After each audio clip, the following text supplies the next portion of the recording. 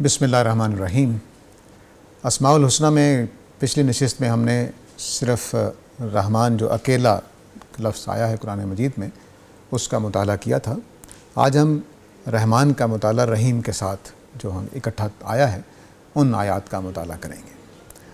یہ قرآن مجید نے ایک طریقہ اختیار کیا ہے کہ یہ زبان میں عام طریقہ ہے، ہم بھی استعمال کرتے ہیں کہ بعض الفاظ خدا کی کسی صفت کو پورا بیان نہیں کر پاتے تو اللہ تعالیٰ پھر 2-3 الفاظ اکٹھے کر دیتے ہیں۔ تو 2 کا تو بہت زیادہ اللہ تعالیٰ نے استعمال کیا ہے، اس میں رحمان و رحیم شامل ہے۔ ان دونوں کو اکٹھا استعمال کیا ہے۔ اس کا فائدہ کیا ہوتا ہے کہ جو رحمان کے لفظ میں چونکہ وہ انسانی زبان ہے تو اس میں اگر کوئی پہلو کم ہے تو رحیم کا لفظ اس کو پورا کر دیتا ہے۔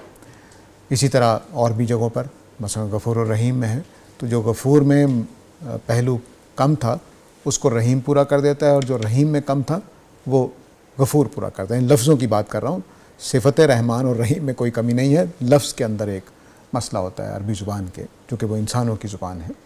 تو اس طرح سے رحمان اور رحیم یہ 2 صفتیں مل کر ایک صفت بنتی ہے۔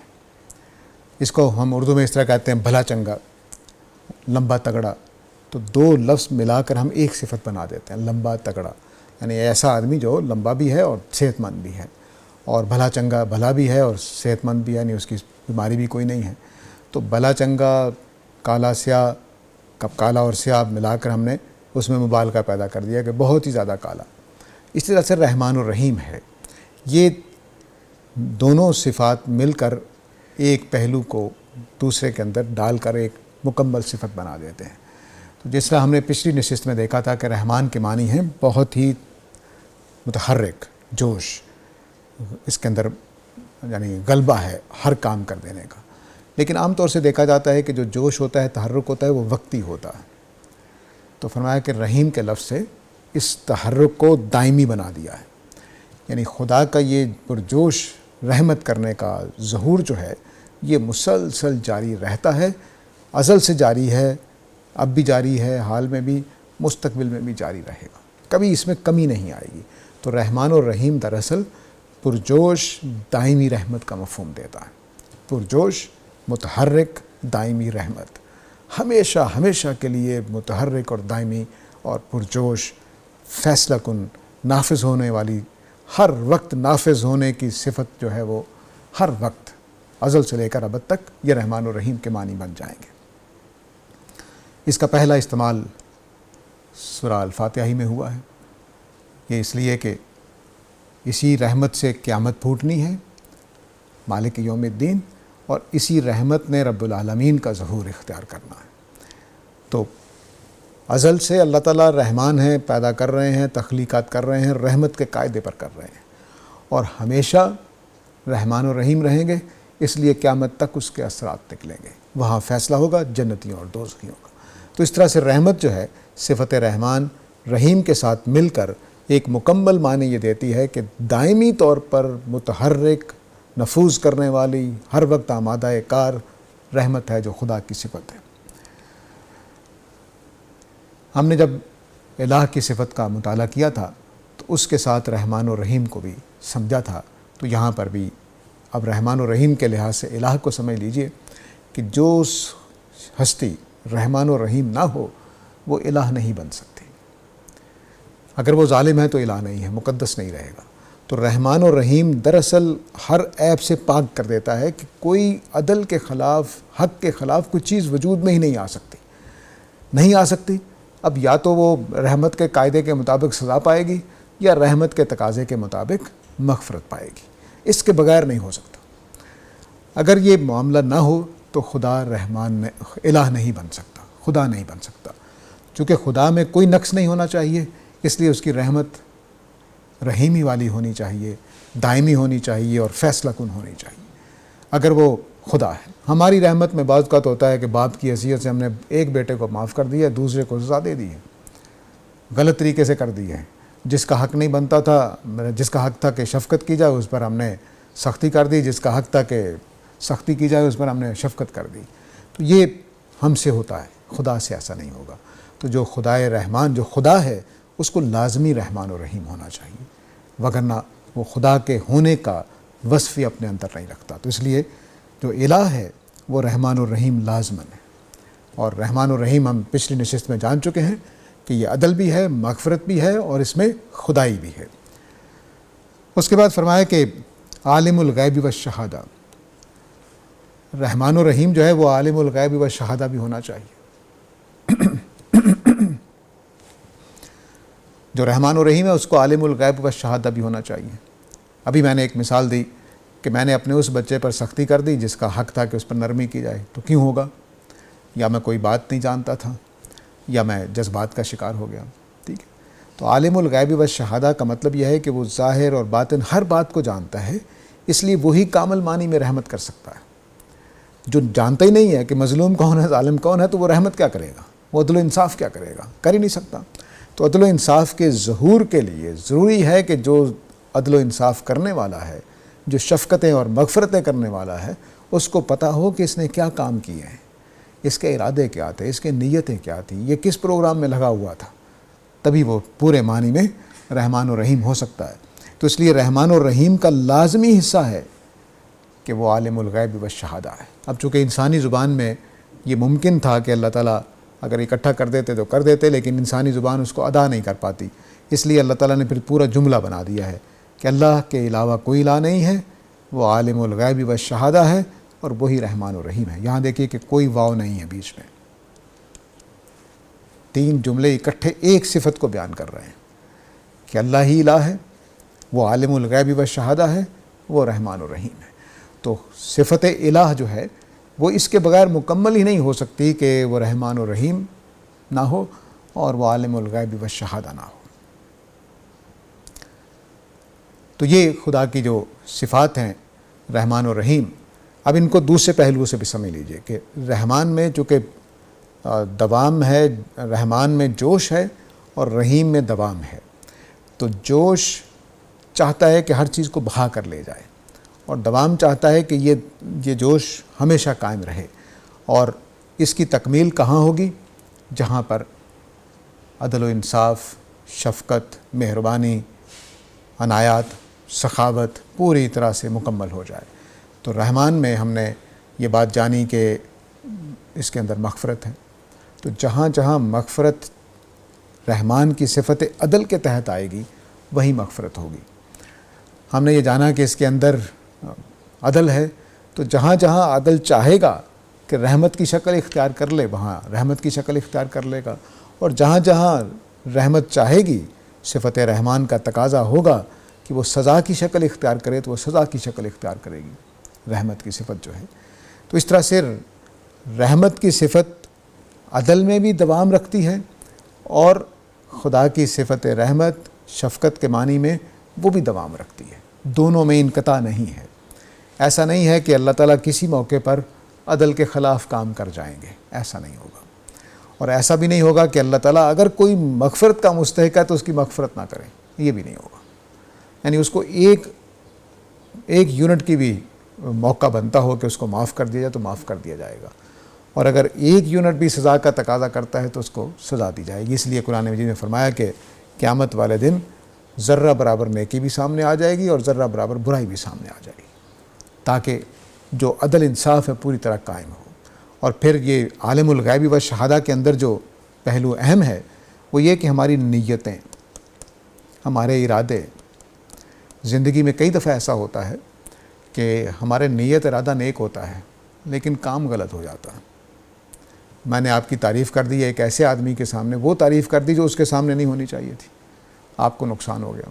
میں نے تو تعریف ہی کی تھی. اب آپ کا تقاضا یہ ہے کہ مجھے سزا ملے، میں نے غلطی کی ہے. اللہ تعالیٰ کہیں گے نہیں، اس کی نیت ٹھیک تھی، تمہیں جو نقصان ہوا میں پورا کر دیتا ہوں، اس کو سزا دینے کی ضرورت نہیں ہے. تو اس طرح سے عالم الغیب کا مطلب یہ ہے کہ ہر ڈھکی ہوئی بات، جو بھی پوشیدہ بات ہے، دل کے اندر ہے، خیالات کے اندر ہے. اب ہمیں بعض اوقات ہوتا ہے کہ ہم کوئی چیز سوچ رہے ہوتے ہیں یا کر رہے ہوتے ہیں تو اس میں ہمارے اندر کئی چیزیں جو ہیں وہ کام کر رہی ہوتی ہیں. ہماری تمنائیں بھی ہوتی ہیں، ہمارے مواقع کا فائدہ اٹھانا بھی ہوتا ہے، ہمارے اندر کچھ خوف بھی ہوتے ہیں، ہمارے اندر کچھ نفسیاتی کمپلیکسز بھی ہوتے ہیں. یہ ساری چیزیں مل کر ایک کام ہم سے کروا رہی ہوتی ہیں. یعنی اسی موقع پر میں کون سا رد عمل ظاہر کروں اور آپ کون سا رد عمل ظاہر کریں، فرق یہی ہوتا ہے کہ آپ کے اندر کی قوتیں، ہو سکتا ہے آپ کو وہ ڈیزائر ہی نہ ہو جو مجھے ہے، تو میں اپنی ڈیزائر کی وجہ سے اس موقع پر ایک اور طرح کا عمل کروں گا اور آپ اس اور طرح سے عمل کریں گے۔ اب دونوں نے اپنے اپنے طریقے پر عمل یا رد عمل کیا، تو اب اللہ تعالیٰ جانتے ہیں کہ اس شخص کی جو نیکی ہے، مثلا اس نے جو دولت پسند نہیں کی تو اس کو دولت کی تمنا ہی نہیں تھی اندر، یہ تو کسی اور چیز کے پیچھے لگا ہوا تھا، اس چیز میں اس کی آزمائش سخت ہو جائے گی، اس چیز میں اس کی آزمائش نرم ہو جائے گی، کیونکہ اس کی تمنا ہی نہیں اس کے اندر، تو اس پر اب سختی ہو ہی نہیں سکتی کیونکہ اس کی تمنا ہی نہیں ہے۔ جب تمنا نہیں ہے تو اس کو ثواب بھی زیادہ نہیں ملے گا، ثواب تو اس کنٹرول پر زیادہ ملے گا جس پر میری تمنا پورے جوش کی تھی، اب میں ناجائز طریقے سے حاصل کرنا چاہ رہا تھا لیکن میں رک گیا، تو یہاں پر ثواب ملے گا۔ تو اس لیے عالم الغیب کا مطلب یہ ہے کہ وہ ہماری تمناؤں، ہماری نیتوں، ہمارے اندر کے محرکات، نفسیاتی مسائل، ہمارے ماحول، ہمارا کلچر، پتہ نہیں کیا کیا چیزوں کا خیال رکھتا ہے، ان ساری چیزوں کا خیال رکھ کر وہ رحمت کرے گا۔ تو اب مثلا گن پوائنٹ پر اللہ تعالیٰ کہتے ہیں میں کچھ نہیں کروں، سزا نہیں دوں گا جس کو زبردستی کام کروایا گیا۔ لا اکراہ فی الدین کا قاعدہ اس لیے بنا دیا گیا کہ اللہ تعالیٰ بھی اپنے بندوں کے اوپر دین میں سختی نہیں کرتے، زبردستی نہیں کرتے، کیونکہ جب زبردستی کی جائے گی تو کوئی اس کا امتحان ہی ختم ہو گیا، اس کا اختیار ہی ختم ہو گیا، جب اختیار ختم ہو گیا تو امتحان نہیں ہے، امتحان نہیں ہے تو سزا و جزا نہیں ہے۔